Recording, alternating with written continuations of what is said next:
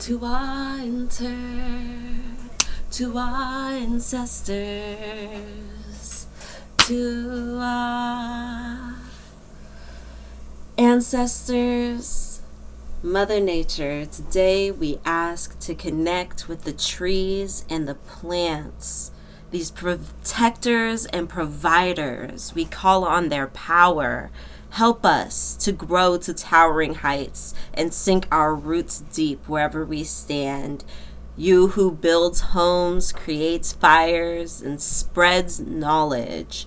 Protect us through all the storms of life. Empower us with the miraculous power of the seed, the creative reach and growth of the leaves and branches, and the nourishment and sturdiness of the trunk.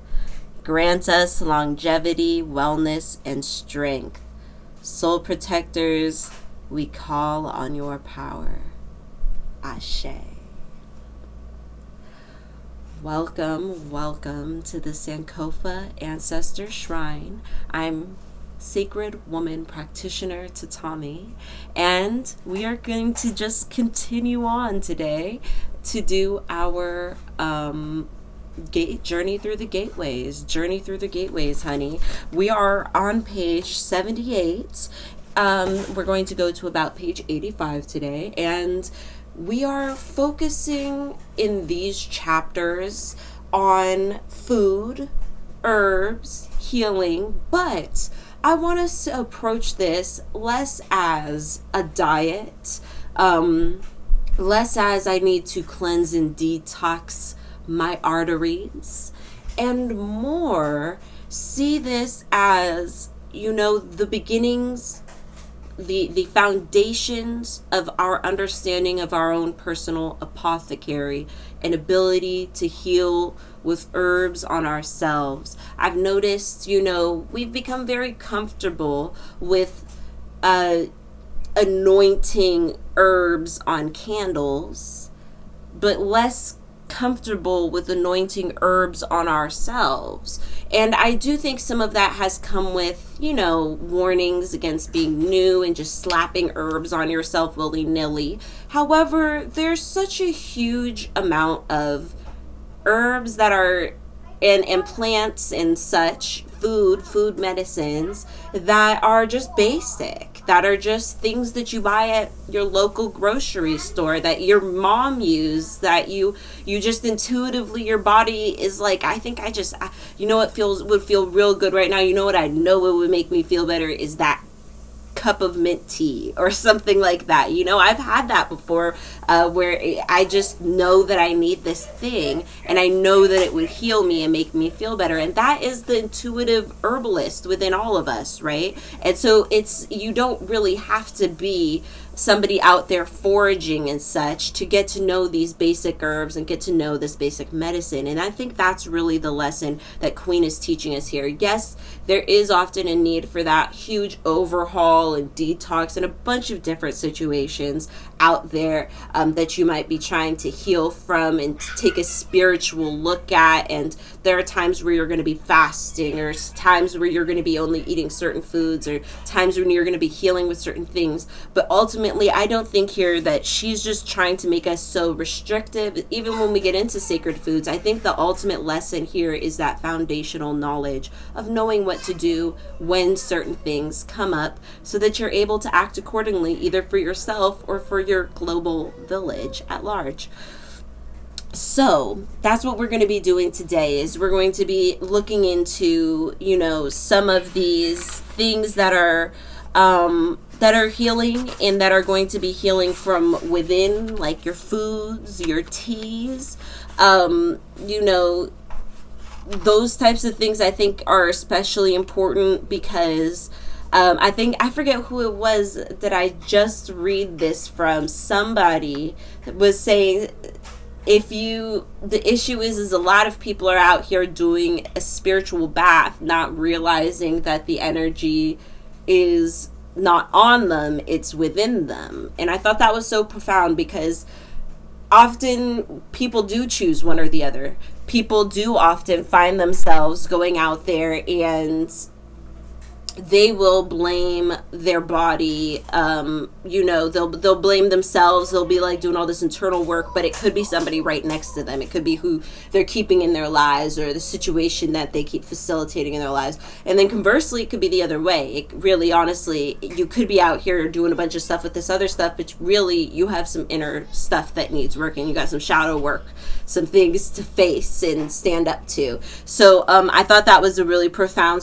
But there's also the use of, a spiritual bath, like we were saying with the herbs. There's the use of oils, ointments, infusing, right? And then you can be rubbing on, you can have rubbed it in your hands and lay hands on somebody. You can give yourself a massage or others a massage, womb massage, other types, and then there's just the straight up use of medicine, right? So there's so many things there. Before we get too into this, however, I did want to show you all, I have been making some asache ya. I've been hand painting an asache ya and a lamadama. And here's the more traditional colored one. And, Lamadama is somebody who's often mistaken for Aunt Jemima, and I'm all here for people reclaiming those, that imagery, especially as it was often vilified or like co-opted and vilified, or it co-opted and exaggerated to be vilified. So at any rate, I went ahead and I have these. Inside of each is an amethyst stone.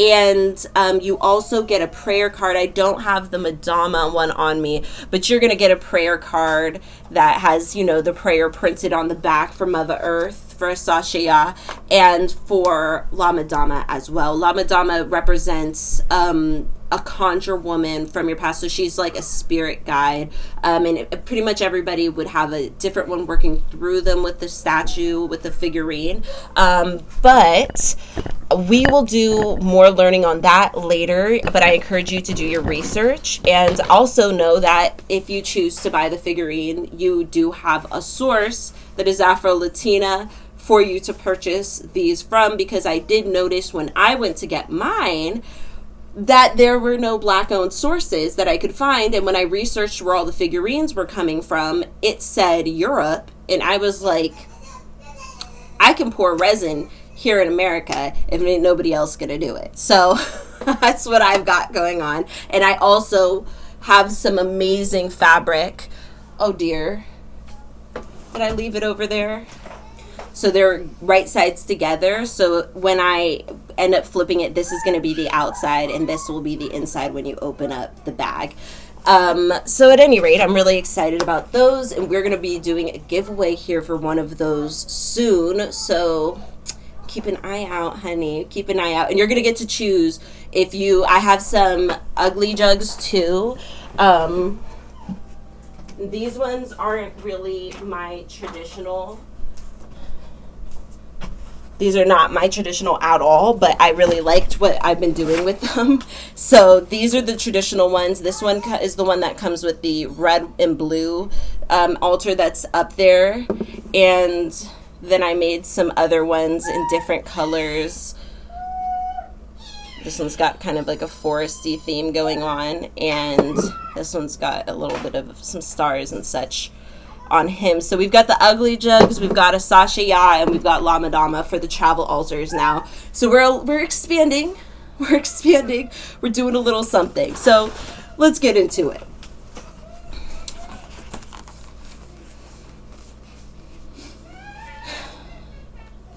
The Sacred Woman's Womb Wellness Diet. The more you cleanse the body, the easier it is to make healthy changes.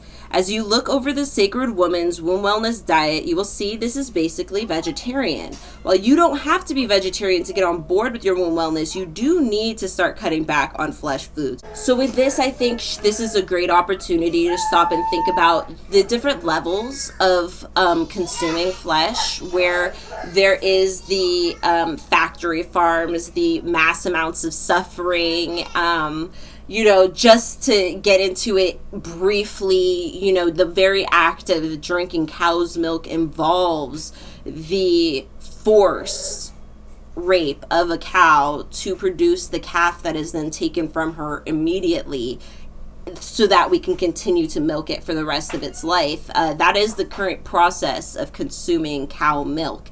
So there is a lot of spiritual pain and suffering that goes into this, absolutely.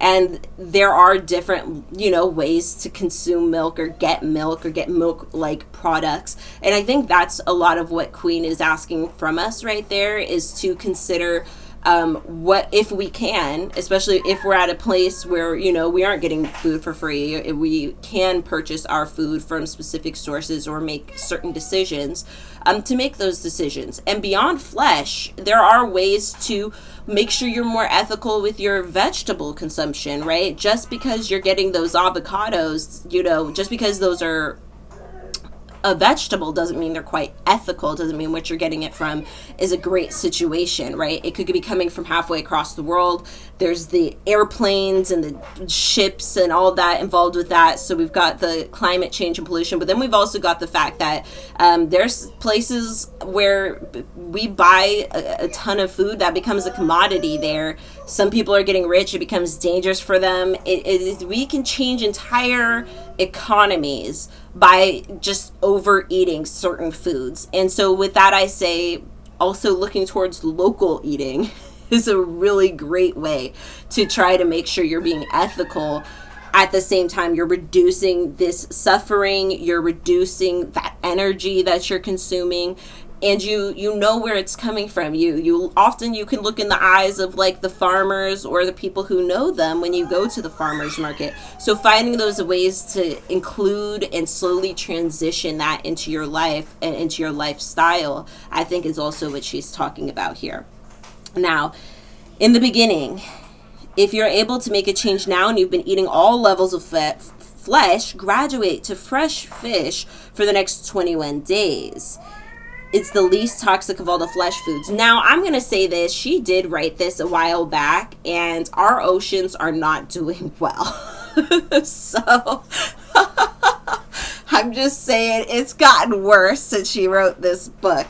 So, I am going to say that she's completely correct about, red meats definitely have a lot more issues associated with them than certain other foods. So the reduction of that especially is really, I think, where your focus can lean on.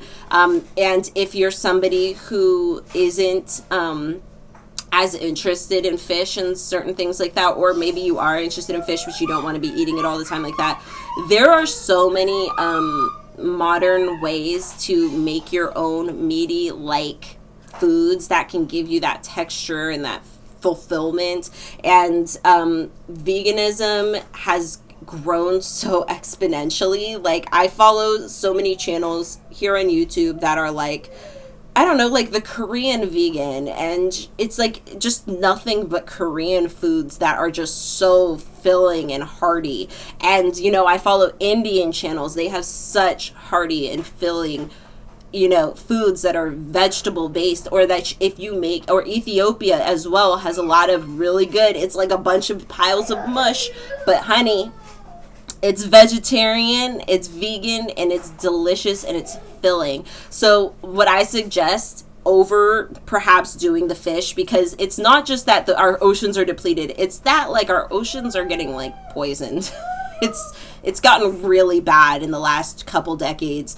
It's gotten really bad with the methods of fishing where they just scrape all the coral from the ocean floor that's been growing for millions of years. It's getting really bad out there.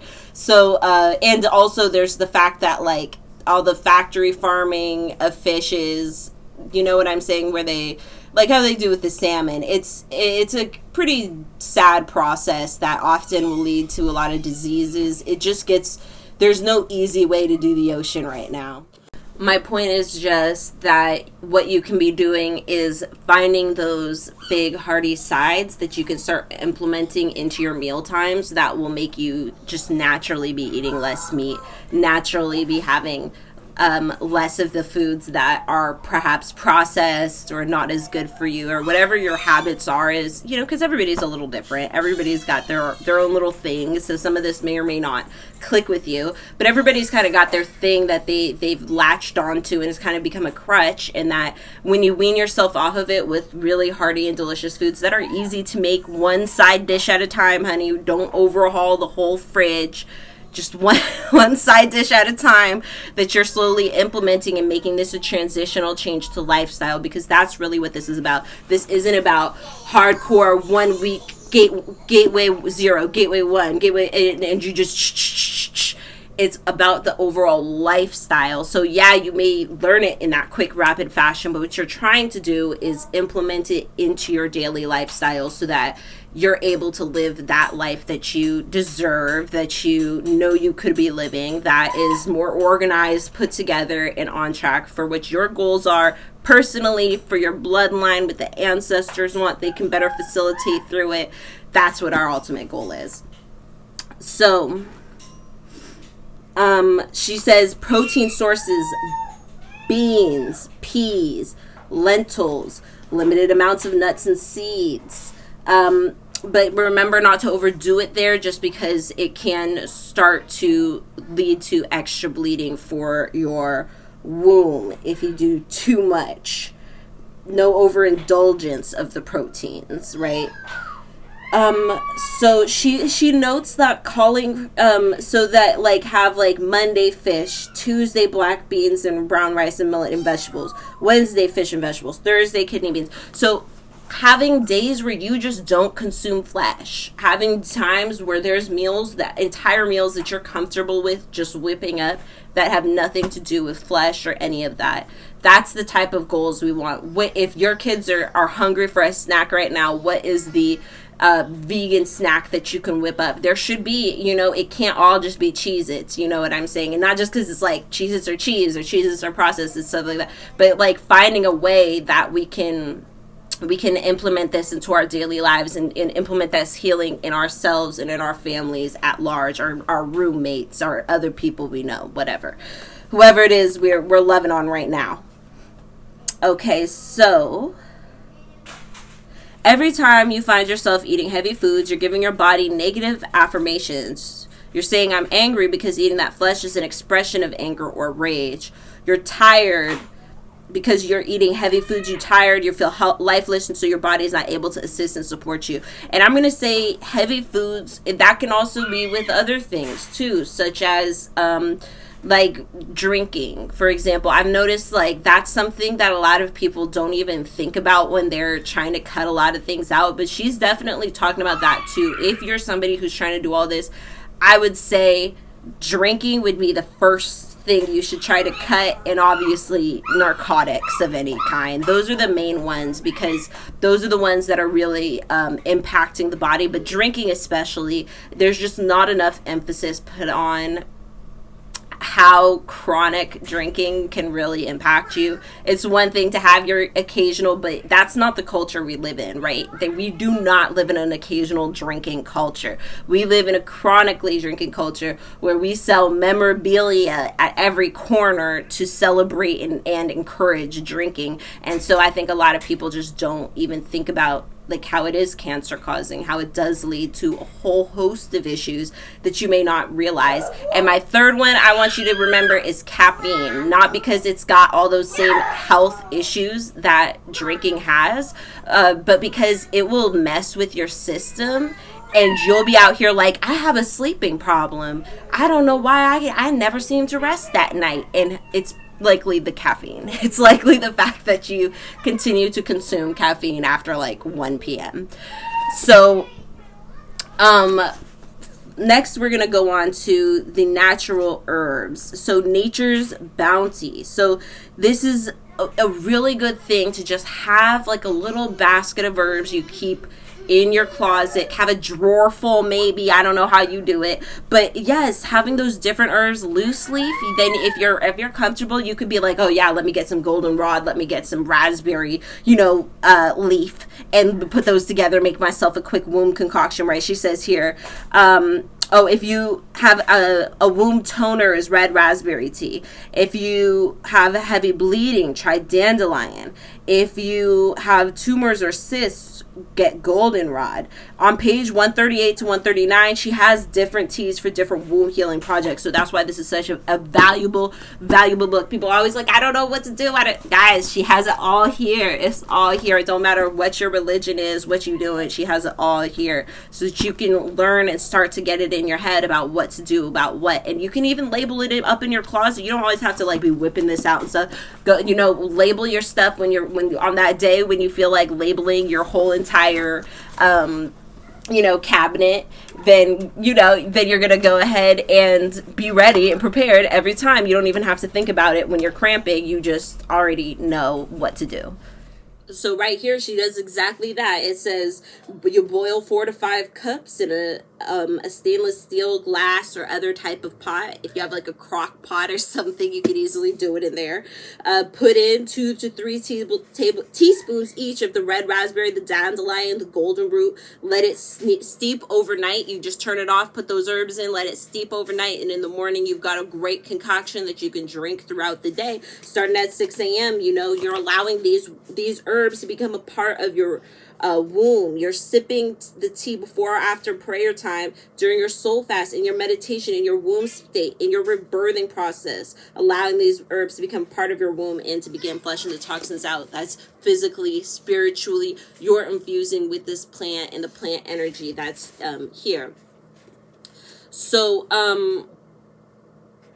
this is also there. She also gets into celibacy. So when we're talking about abstaining from things, she's also talking about celibacy in the terms of your situation. Now, if you are married, obviously you would be having a different situation here. You wouldn't just be like cutting it off like you're gonna have conversations with your partner. You're going to be trying to find ways to make your situation more healthy if it needs to, but I wouldn't cut everything off unless this was a super drastic situation, like you're not even sure if y'all are gonna make it, blah blah blah blah blah, that type of high level. But if you're somebody who is single, cutting off the energies from these other people who you really honestly have no clue what the heck is going on in their life, you just don't know them like that, that can actually be just like with drinking, a lot of people don't realize like all these energies they're putting in their life, but in reality you really could be, this person could be having this whole set of things that going on in their life that you don't really know. And to emphasize that, I'll say I was learning about the other day about some science that was talking about how, like, if you know somebody with a health problem or who lives a certain way or acts a certain way, the people, you now have a 50% chance of having that. So it's like if they have a health problem, or if they are obese, or if they are depressed, or if they are even chipper, happy, going through a great time, riding a high, you have a 50% chance of feeling that. And by extension, the people who don't know them have a 25% chance of getting that same thing. So we all really do pass on and reflect to each other. And if you need to cut people off to make sure you're not gaining that type of energy, I would suggest doing so. That's what she says here on page 79. Now, she also talks about how green foods help to connect you in your spiritual essence. The more green you take in, the more forgiveness comes through. The green represents the gateway to your spiritual life. It helps you communicate on the higher spiritual plane. That's where its significance comes in. So this is wonderful because it reminds you that you can get involved and immerse yourself in this. Ways to immerse yourself in the green: starting a garden, growing one herb, buy one packet of seeds and try out those seeds. Try to make something. Try to get you some dirt from outside. See what you can do. Try to grow one of your, how sometimes your garlic or your potato or something, it starts to grow. Plant it. See what you can do. Get some green in your life. Get some, put your fingers in the dirt and immerse yourself. Take yourself outside with that plant every once in a while, or go find somewhere to meditate and sit outside in the green for a while. Surround yourself with that green and that healing and that energy that you're trying to facilitate, and bring some of it into your house as well the best you can. The flesh foods and mucus forming foods destroy the life of the womb, allowing disease to set in. These are the mucus forming foods you should be avoiding are the white flour products, pasta, white bread, white rice, white potatoes, dairy foods. Use the grains in moderation, even whole grains. The ultimate goal is to eat them only when the sun is at its highest point in the sky, the midday, eating your heaviest meal. So those are the types of things that I think it's good to find those shifts of the way that we're making our meal. And I think that that's a good way to help with the meal planning as well, to try to have those meals. And I know a lot of us also do the like intermittent fasting type of thing where we don't even eat till like midday. So that's when you would eat that meal. It's when you would, drink your herbal teas and your waters all through till you hit noon or whenever, and then eat the greens and all of that. Her before breakfast kidney liver flush. We've done this one before. The 2 tablespoons of colon ease, which she sells on the Queen Afua site, or you take cold pressed extra virgin olive oil with equal parts of castor oil. If you don't have the castor, just use the olive, and same with vice versa. But be careful with the castor oil, y'all, because that can really get you going.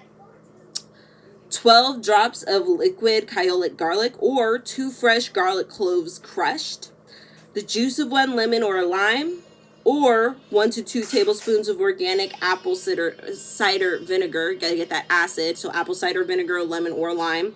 1 pinch cayenne pepper. Don't use if you have high blood pressure. Never use the cayenne anytime I say it if you have high blood pressure. And 8 ounces of warm water. Blend that up and drink it up. So use what you have there. And that would be a great way to start the morning with a cleanse.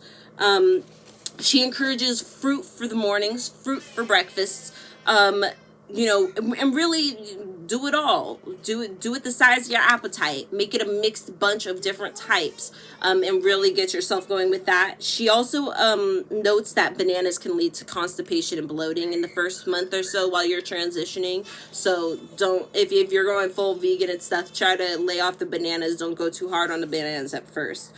Juices are great for breakfast, and by juices she doesn't necessarily mean like juice it all, but like actually blend it up. But you can juice it and then use that juice to blend up with, make a smoothie. You can use the juices and drink up. It can give you a lot of energy, but keep in mind, if you do juice and take out all of the fibers and stuff, it will run right through you and you're going to be hungry again pretty soon. So be prepared to keep going, okay? And also find recipes for all that extra fiber so you're not just chucking it, or use it for mulch and stuff for your garden, huh? So if you're feeling your disposition is a little evil, you're not feeling it, pinch some cinnamon in there. That's how you're using that, you're sweetening your disposition with the herbs, right? This is the ways you're applying the herbs within, so that you can change what's going on, right? You're using that magic on yourself. So let's see. For the lunch, she says the large, delicious, and vital raw salad. Usually she'll do the grains with hot water poured over them. That's how she prepared them. I like to boil mine just a little bit longer. I just can't. If there's a little crunch in my grains, I'm like, I shouldn't have to chew this much for my salad. So I'm definitely somebody, it's only for a couple more minutes, but for me it makes the difference. But yes, and you can go to places and get bulk these vegetables. Perfect. I mean, these grains, and put that hot water over them, and like make sure they make sure they get enough of that hot water. That's all I'm saying. But you can get a lot of really wonderful whole grains and keep them live in a lot of really wonderful ways. And some are better about that than others, I will say. One time I think I tried to get one from like ancient Egypt or something, some grain, and it was like, wow, that was a tough grain. Bless the ancestors. She also encourages you to put sage into your food. Cooking sage, not white sage for spiritual sacred cleansing, but sage because it's cleansing as well for the inside, for the womb. Add sage to your meals. She says avoid the iceberg lettuce. It's devoid of nutrients. So go for the cabbages, go for the very dark lettuces that have lots of color, go for those chards and kales, that type of thing. And if it's a one like a chard or, you know, a kale that's is a bit much, you just massage it with a bit of oil and it will like bruise it a bit and it will just make it perfect to be eaten. Okra is another one she wants you to tag along, and if you're not a huge fan of okra, try flaxseed. Add flaxseed to flaxseed powder to your smoothies, add it to what you're eating. It's an egg replacer too, so if you put it in water and let it soak, it will just mucus right on up the same way as egg white. Let's see what else. Alfalfa sprouts, mung bean sprouts, anything in the sprout family. She does say you can use some tofu, chop it up into little cubes, marinate it with your vegetables. Just watch your consumption of it. Soy shouldn't be in your everything, and I further encourage that because if you do occasionally eat processed things, I don't care if you think you're eating beef or if you think you're eating anything else, honey. They're stuffing soy in everything nowadays, and unless it says like 100% this, chances are they've shoved soy in there. Back when we used to think it was sawdust, no honey, it's soy. They put in soy in everything, and so it's really hard to watch your soy consumption, and that's all I'm going to say on that, but some people don't have any issues with soy. Hummus is another one she's recommending. Kelp, fresh herbs. Like I said, try to get yourself one of those herb boxes or herb pots and just grow your herbs in there so you'll always have the fresh ones, or just buy one that's already getting started and then you just have to water it and use it.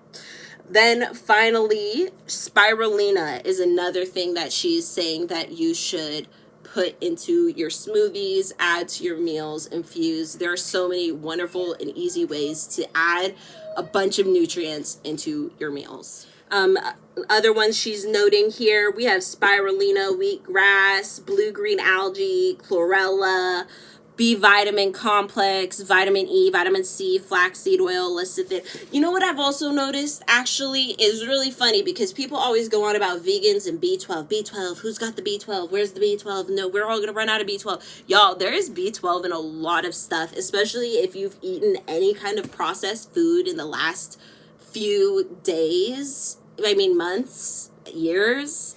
B12 lasts in your body for something like 6-7 years, and every box of cereal I've ever picked up in the section, whether it's one of the like natural ones or Trix or Cap and Crunch, they all have B12 in them. Every single last one of them is like legally required to be enriched. So literally all cereals, from the healthiest ones to the not ones, literally seem to have B12.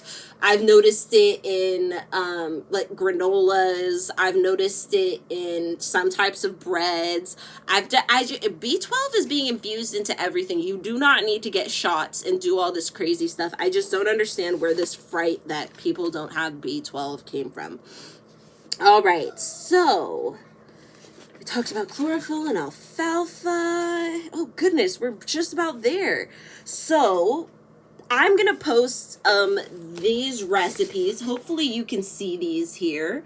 And now, and like take a screenshot and do what you do and zoom in, and hopefully this all worked out great. But if not, I'm going to go ahead and put a copy of this up on the Patreon. So, let's see. Oh my goodness, that's basically it. Oh, she also wants to say for mucus clearing, grapefruits or 3 oranges, juice them. 2 grapefruits or 3 oranges, juice them, get that citrus in, get that mucus cleared out. And grated ginger will help with your skin, lemon as well. Put some of these things into your smoothie if you're having skin problems, especially as you transition with your meals. And cranberry juice, the unsweetened kind, the real stuff, the stuff that hits your chest, that stuff, is really good about helping with your body with mucus as well and other ailments as well.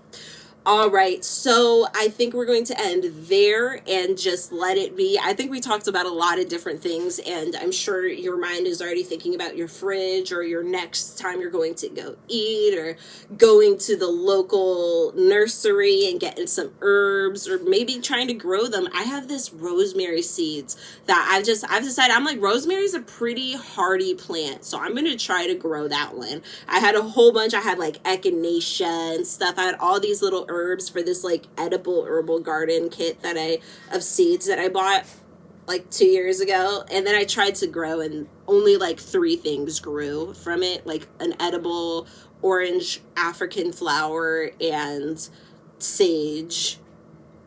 And I think that's about all that I got to grow. I think there was one other thing.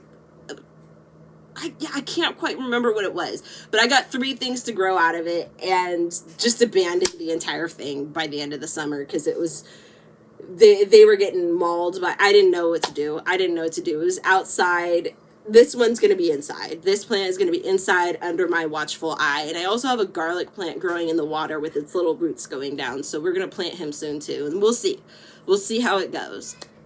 All right, thank you so much for watching. I'm really excited to catch up with you all again soon. May your ancestors and spirit guides be with you at every crossroads, and I will see you next time.